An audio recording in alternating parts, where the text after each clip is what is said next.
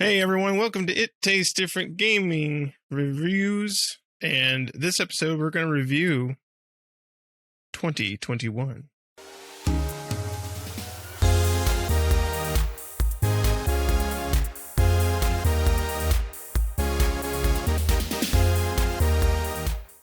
All right, this episode we're reviewing the year 2021, not the game. I don't think there is a game called 2021. There might be, though, probably somewhere. But we're going to review the year, and we're going to talk about basically games that we didn't review that we would have liked to have reviewed. Games we're looking forward to in 2022, and we're looking at our most favorite game of 2021. So our kind of game of the year in a sense for us. Individually. So we're gonna go around and see what everybody's stuff is. So you know what, Shane, let's go ahead and start with you, buddy. What's your favorites for 2021? That was a hard one because even though it was a thin year, the games we did have were some of them were really great, just really great. Doki Doki Literature Club took me by surprise. It Takes Two is another one, but I'm going to have to go with Resident Evil Village. I think would be my game of the year. It was hands down one of my favorite Resident Evils. I definitely put it up in the top three. It was just a real surprise. 7 was solid, but I did not like it near as much because the first person part really was hard on me for some reason on that game. But it was just the 8 was just, or Village was just amazing. They really nailed it. I think the creep factors were great. I think the gameplay was great. I think the characters were great. And I think they brought a lot to the table, and I ate well. So I would definitely say that's my favorite. What about you, Pat?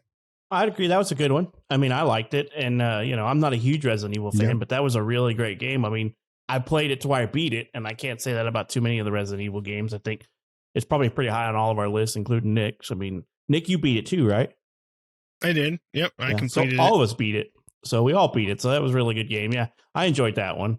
I was in the same boat as Shane. We had some good games, but we had a very sparse year as well as that. So it was a little bit easy when I looked at time played for each of the games that I had gotten.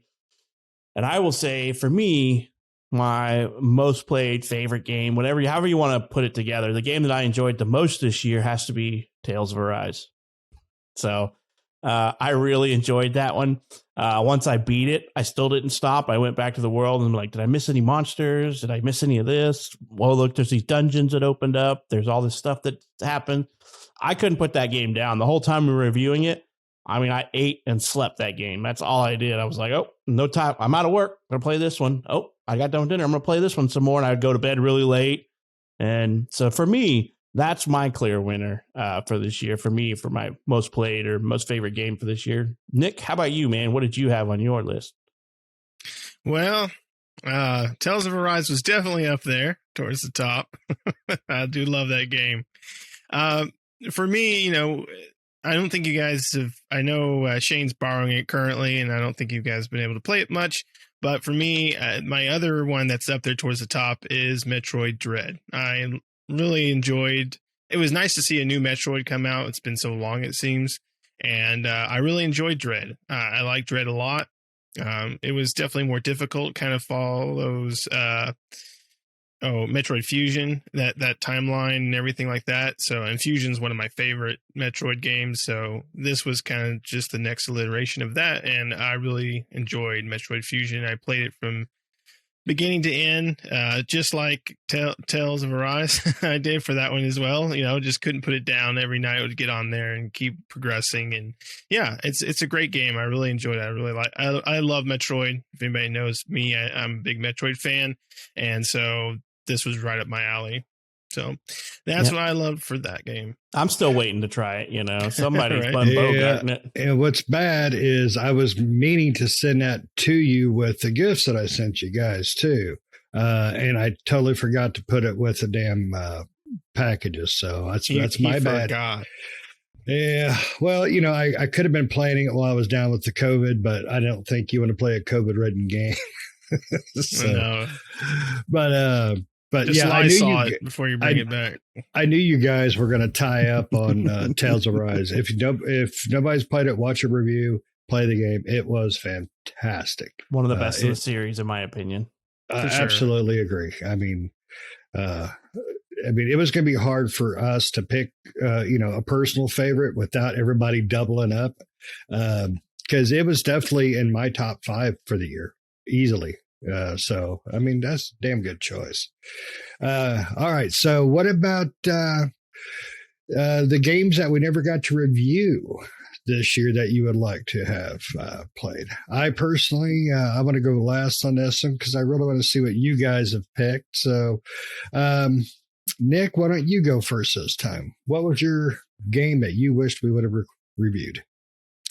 Okay. For me, the game I wish we would have reviewed, which we kind of didn't really look into this game until later on. Then we knew it existed, but we were just like, and kind of pass it over. And that was Kena, Bridge of Spirits. Mm-hmm. That got some pretty good awards at the Game Awards. So it seems like a lot of people seem to like it. And so it seems like it seemed like a kind of a missed opportunity for us to be able to review that one.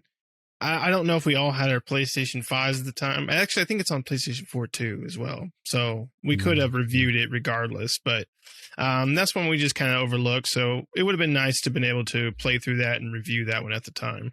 What about you, Pat? Yeah, I've heard lots of good things about that one. I've yet to play it myself as well. I saw it, so maybe I'll check it out. I think, I saw it a couple times. I'm like, it looks really, really good. So, but it is good. You played it, I guess, obviously. I haven't. I bought it though, because it is on sale. I'm about 15 minutes right in now.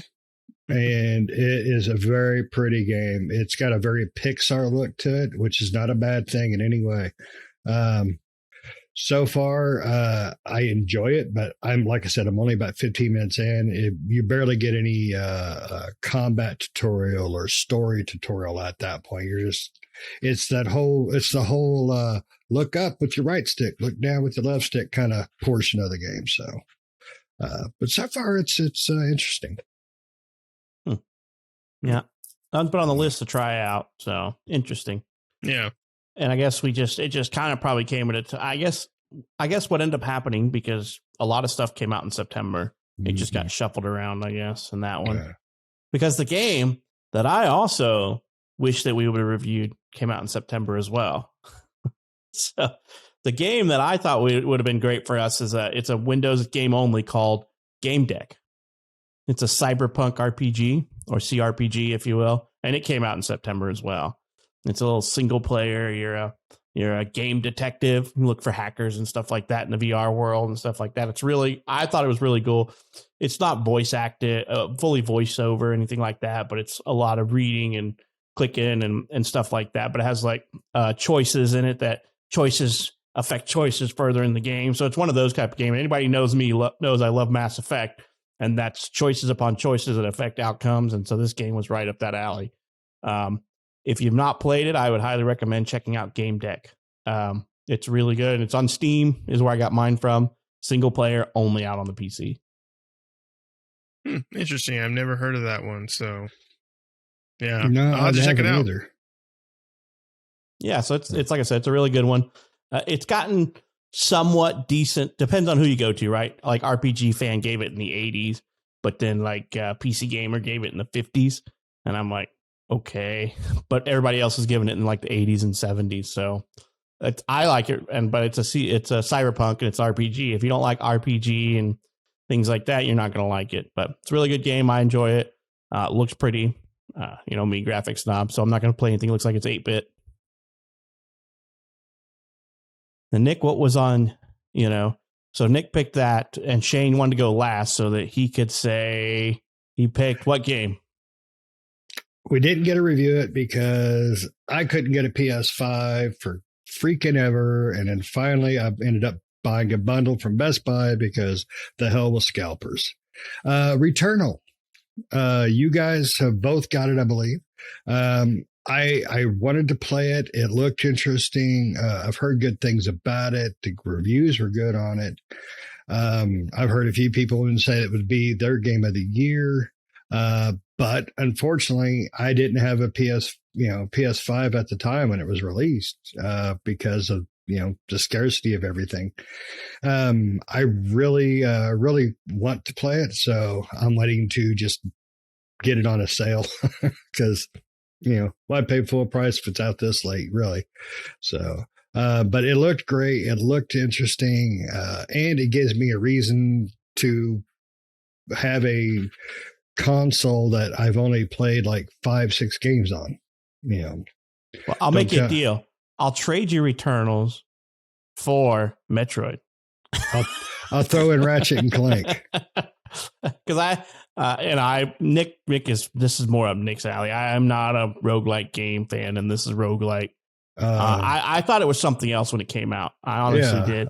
Because I watched a little bit of trailers of it, and I'm like, this game looks really cool. I thought it was going to be like some psychological horror shooter, and it kind of is, but it's roguelike, and I don't like that. But that's up Nick's alley. I don't know, Nick, you played it, right? You own it physical as well? Yeah, I do.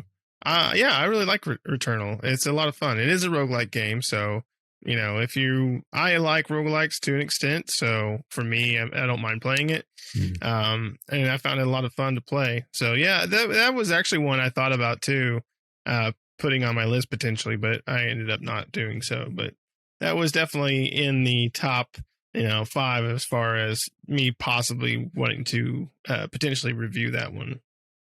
Yeah. I'm surprised that would be in your missed list, Jane. I figured you would have picked something different. No, I think part of it is because I need an excuse to play my overpriced console, and there's not a lot of exclusive games on PlayStation that really catch my eye right now. And anything that is out, I pretty much played, which is only like 4 or 5 games. But this one just looked interesting enough. It looked cool. It looked like something I could get into. I didn't realize it was roguelike. I did think it was more of the psychological portion of it. But still, it doesn't dash my hopes that it's going to be a solid game. And, I'll get to it, and I'll bring over Metroid, and I'll throw in Ratchet and Clank for you. Right. Like I said, I saw space and aliens, and I'm like, oh, cool, a little sci-fi space game. And I played it, and I'm like, oh, I died. Oh, I restarted. What the hell is this? I should have read the instructions. I should have RTFM. Instead, I was just like, this looks cool. And that's what I get for going, that looks cool. I'm getting it. And I got it. And I'm like, this sucks. Yeah, you gotta like that roguelike element. If you don't, then this is going to be very similar. But the story is pretty cool. As you start to piece things together, it's very interesting. But again, if you don't like that roguelike stuff, then you're not going to like it. Right. I don't like rehashing the same thing over and over and over. And especially because the combat is quite difficult in places in this game to where they just throw some pretty tough creatures at you, and it's mildly infuriating. Let's put it this way. It wasn't on the level of Dark Souls for me, because Dark Souls went back in the box and back to the store. Returnal, actually, I kept. So, all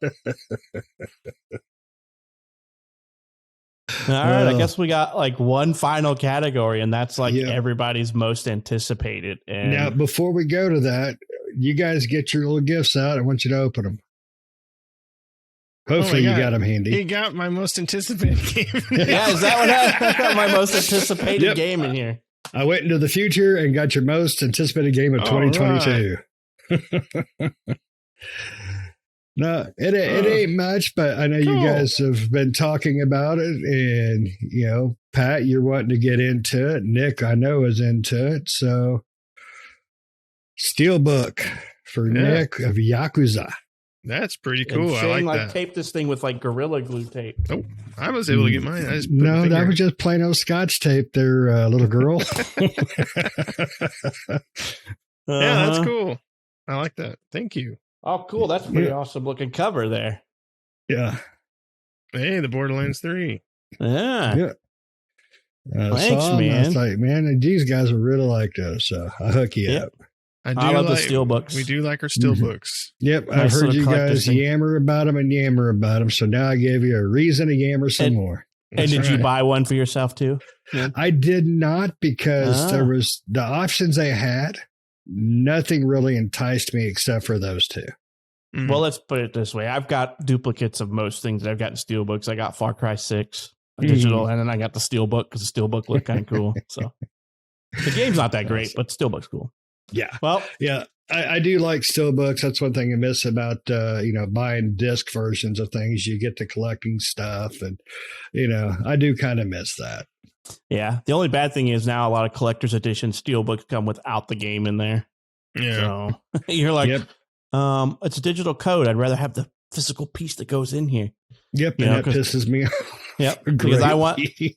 I bought the collector's edition of Horizon Mhm. Forbidden West. And guess what? There's no physical copy of the game in the steelbook. So my But you brain, still paid the same price. but my brain exactly went. Maybe by the time the game comes out, I'll just buy a copy of GameStop, because I've already paid for the collector's edition a while ago. So it's not going to hurt as bad if I buy the game again and put it in the steelbook. It just drives me Right. nuts. A loose copy of it. Yeah, exactly. So Shane, what is your most anticipated game that's coming out in 2022 that you just can't wait to get your hands on? Man, that was a hard one. That was a real hard one. Like I said before the show, I was going to say Final Fantasy 16, but I had a feeling it was going to get delayed. Heads up. But I am going with Saints Row. I am really excited for it. I'm a huge Saints fan. I have played every Saints Row, beat the crap out of every Saints Row, running around with a dildo baseball bat, just club stomping, these people throughout the city is one of my favorite things on earth. The missions where you go on the insurance fraud stuff, just jumping in front of cars like an idiot. The game speaks to me on levels. It does. And I'm really, really excited about this reboot. I just can't wait. If they keep the magic of the original, that's what I'm hoping for. If they keep the non-seriousness GTA style, just nonsense fun, I'm going to have a great time. And I'm really excited for that one. It was a really hard choice to pick, but I think I really, truly am most excited about that one, just because I know I have put many hours into Saints Row, and I'm hoping I can do it again. So now we know why Final Fantasy 16 pushed. It's because Shane was thinking about it and talking about it. So now, if you make sure to send your hate mail to Mr. Wienerholder@hotmail.com. Just send your Final Fantasy hate mail that way. And Let be him careful know how you much you're Google mad. that. So, yep, that's why Final Fantasy 16 pushed out, was because Shane mentioned its name. You never mention its name, man. It's going to push. Know. The game that shall not be mentioned. Every time you do, it screws up. So, Nick, what was on your most anticipated game for 2022? My most anticipated game is probably one that you guys can easily figure out. It's pretty much a given for me, but mine is Elden Ring. I'm a big Dark Souls fan, and Bloodborne, and anything from Software, pretty much. Anything that leaves blisters and pain. That's right. Anything that just beats more into his masochism. Yeah. Yep. And so I'm just super looking forward to this. Supposedly this is supposed to be a little bit more easier for co-op than the other ones. The other ones are a little bit more difficult for co-op. It's doable, but it's just a little bit more difficult to get co-op working in Dark Souls and stuff. So I'm hoping this one's just an easy drop in, drop out type of thing, and where we can all play together and have fun going through this Elden Ring world and killing monsters and dying over and over. It'd be like Remnant from the Ashes, but with swords and shields instead of guns. So I'm really looking forward to it. And different developers, but Nick's got to carry us through that, because that's how all this stuff works, is Nick has to carry us through it. Because I don't know, I've never beat a Dark Souls game. Shane, have you even come close? Yeah, I didn't think so either. I saw the opening credits once. No, I'm terrible at those games. Yeah, me too. What's the PS5 one, the Bloodborne that came out? I literally never got through the first boss, period. Put 60 hours into it, never got to the first boss. I mean, not that many. And I took it back to GameStop, and they learned some new profanity from me, so they're welcome.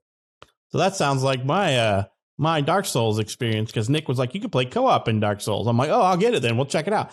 And I got in there and I found out it's not exactly the co-op that you think. You can kind of jump in and help them beat bosses or leave clues or jump in and kill them. And I'm like, oh, okay, this is what I thought. And after a couple of hours of finally making it to the first boss, I died like 4 times. And I'm like, I'm going to have a heart attack. My blood pressure's through the roof with this game. And I put it back in the box and I took it back to GameStop. So don't trust a review from Nick on one of those kind of games, because he's going to love it and you're going to hate it. Because I was very leery of even trying out Mortal Shell when Nick had mentioned it. And I'm like, you know what? We play a lot of games Nick don't like. So, and Mortal Shells is exactly like that. I played it and I'm like, you know what? I'm going to shove this game up Nick sideways. So, Elden Ring is going to be the same way, but the only way it's going to work is if it's just like Remnant, where we can play together. Yeah, cool. Hopefully it's that way. Yeah, I hope so too. Me too. I definitely will, because Nick will just carry us through it, just like he did all the other ones. Nick beat Remnant. Nick beat Remnant. Then Nick ran me through beating Remnant, and then we tried to bring Shane through Remnant, but you just can't. You can't take up the slack for that much suck. No, you can't. You bastards. I think the difficulty just scales kind of bad in that game with 3 players. So I guess mine is the last one, and everybody probably already knows what it is. It's toss up between 2 games, but really it's not. Barbie horse breeding, right? For me, it's going to be Horizon Forbidden West. I love that game. It's the reason I bought a PlayStation 3. I bought it for that game, loved it, played it. But every time the DLC came out, I bought it and played it all over from start to finish again. Something about the story in that game is just awesome and amazing. I had to find all the little story clips. So I'm really looking forward to Forbidden West. Like I said, I bought the collector's edition with the little robotic mastodon. I had to have it. I could not get my hands on the whatever they call the other edition. I forgot the name of it already, but there was another edition out there that came with a different mechanical mastodon and some extra stuff, and I couldn't get my hands on it. It sold out like within minutes of it coming out. So I got the collector's edition, and I'll be looking forward to that when that one comes out in just a couple of months, unless it pushes. Hopefully it doesn't, because it's already pushed out from this year. So that'll be I'm not going to say the name so I don't Final Fantasy this shit. Right. So that's for me, and like I said, it was really a toss up for me, but I've never played the other game in my list, and everybody probably knows that Starfield game. But for me, it's Forbidden West. It has to be my most anticipated game. It's Forbidden West, which is going to come first, and after Forbidden West, I'll just be chomping at the bit for Starfield. But it'll probably give it the old EA treatment, just like Mass Effect Andromeda, and I will, I'll be shooting Microsoft in the foot. Well, I have to say, I'm definitely not surprised Starfield was on everybody's lips, but nobody picking it. We just don't know near enough about it, I think. But they've done a good enough job to keep it on our minds. So, nobody was thinking you were going to pick anything other than Horizon. Nobody anticipated Nick saying anything other than Elden. I think mine was probably the only one that was a remote surprise. So yours was the oddball. Yep, oddball. Shane's always the oddball. Where did you think I would go with? Did you put any thought into it? No, not really. I thought it'd be something a little bit more. I honestly did think you would pick Final Fantasy, but that's just because I know you in Final Fantasy. But you have also said that the last remake was just filler. So then I was like, well, he's a little bitter at Final Fantasy right now. Yeah, I'm still pissed off about the Filler Fantasy 7 remake. But, it's not that it's a bad game. It's just that they could have put more into the game of substance than they did with all the filler stuff. But that's just my opinion.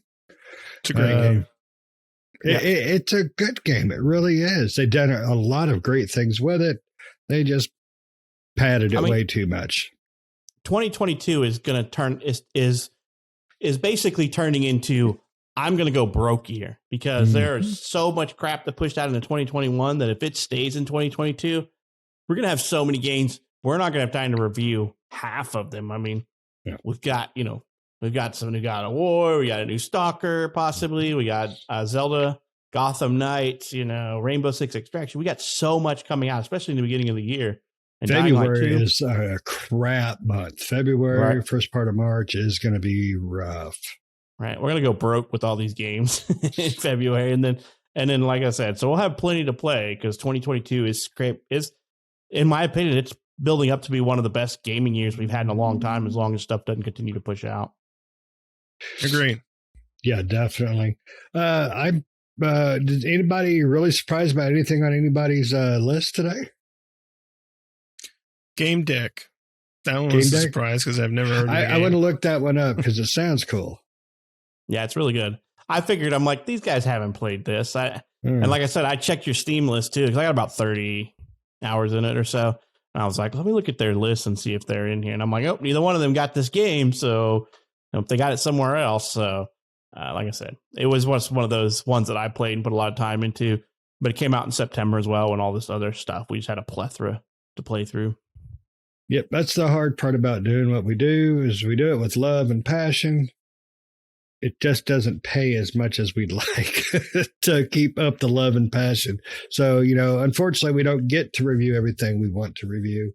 We don't get to play everything we want to play because, we have to monitor our time for the games that we are able to review, and, being able to pick a passion game just to sit and play it's kind of hard. So, right. But I enjoy what we do. I enjoy reviewing games and talking games and eating, breathing, shitting games. I mean, that's I love that stuff. So, and that's a great thing about a group like ours is I got the same people, the same passions. Yeah, for sure. Yeah, I mean, as far as games looking for 2022, everything on your guys' list I'm looking forward to as well. Saints Row and Horizon are definitely on my list of looking forward to next year, along with a whole bunch more games. So there's a whole list of them, and ones we probably won't. That's not on everybody's list. I'm sure. We all have our certain games that no one else really plays that we like. But majority of the time we usually sync with what we want to play, and we're usually picking the same games for the most part. Do you guys have anything else you want to add before we wrap up the year? Wrap up the year. No. I need more money so I can buy more games because 2022 is going to make me broke. Yep. Just like Pat said, 2022 is going to be rough because there's a lot of good stuff. I think 2022 is the year I don't mind minor delays, pushing back a month here for certain games, push a month there for certain games. This way I'm not trying to buy 20 in February. So, you shut your whore mouth. I'm sorry, but man, I looked at my wallet and I said, it's going to be rough, Betsy. It's going to be rough. And she's like, hey, no, it's going to be impossible, but we're going to work it out. So I asked my son, because his birthday's coming up, I said, son, you need to ask for gift cards for daddy. Just tell your mom they're for you, but shh. So, but no, it's been a great year for gaming, even though it's been a tight year for gaming. We've had some really great games. We've had some turds too. Don't get us wrong. We've had some really bad games. G.I. Joe. Yeah, I think the only thing that saved 2021 is we got to play a lot more indie titles than we would normally have because of the lack of AAA titles and more common stuff. So, I mean, we got to play quite a bit of stuff. I mean, that we would never have gotten to play because it would have just got backburnered and too much hype stuff, which is probably what 2022 is going to be. It's going to be a really bad year for indie developers because of all the AAA and well-known games that are coming out. Yep. And definitely, what I did like about that, though, is we found some games that, like you said, wouldn't normally be on our radar. And then Doki Doki Literature Club started off as a joke, and it was one of my favorite games of the year. I mean, sounds weird, but it was one of those games that just enthralled me into the story, and I absolutely loved it. And, and I'm glad we took chances on games like that and some others. So, I mean, some of our best games start out that way, right? We all joked around about 13 Sentinels and we all started reading it and we're like, wait a minute, game turned Nick out was like, amazing. yeah. Nick's like, you guys got to check this game out. So then we decided we're all going to play it. Yep, another one of those games that you don't really think about, and then boom, they just amazing. So, Nick, big thanks for that one. Yeah, that was a great game. Yeah, we played a lot of great games this year. But pretty much, I mean, that's it for ITD gaming for the year. When you see this, it's going to be the last day of the year, pretty much. So, thanks everybody for watching. Thanks for those who are subscribed, for supporting us. Make sure to leave a comment down below as far as what's your favorites. What games were your favorites of the year? What are you looking forward to next year? Whatever. Let us know down below. Make sure to like the video. Make sure to subscribe if you're not already. Hit the bell notification to keep up to date with new videos that we do all the time. And we'll see you all next year. Bye-bye. Happy New Year.